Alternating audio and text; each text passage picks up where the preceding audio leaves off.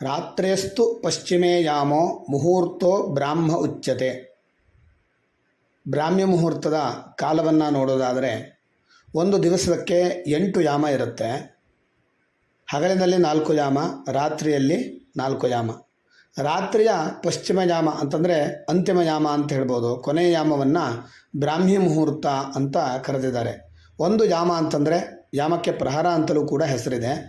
ಸಾಮಾನ್ಯವಾಗಿ 7.5 ಘಟಿಗಳ ಕಾಲ ಆಗುತ್ತೆ, ಅಂದರೆ 3 ಗಂಟೆಯ ಅವಧಿ. ಸೂರ್ಯೋದಯ ಬೆಳಗ್ಗೆ 6 ಗಂಟೆಗೆ ಇದೆ ಅಂತಾದರೆ ಬೆಳಗಿನ ಜಾವ 3 ಗಂಟೆಯಿಂದ 6 ಗಂಟೆಯವರೆಗೆ ಬ್ರಾಹ್ಮಿ ಮುಹೂರ್ತ ಆಗುತ್ತೆ, 3 ತಾಸು. ಸೂರ್ಯೋದಯ 6:30 3:30 6:30 ಅಂತ ಇಟ್ಕೊಳ್ಬೇಕು. ಹೀಗೆ ಬ್ರಾಹ್ಮಿ ಮುಹೂರ್ತವನ್ನು ಅಂದಾಜು ಮಾಡಿಕೊಂಡು ಬ್ರಾಹ್ಮಿ ಮುಹೂರ್ತದಲ್ಲಿ ಆತ್ಮಚಿಂತನೆಯನ್ನು ಮಾಡಬೇಕು.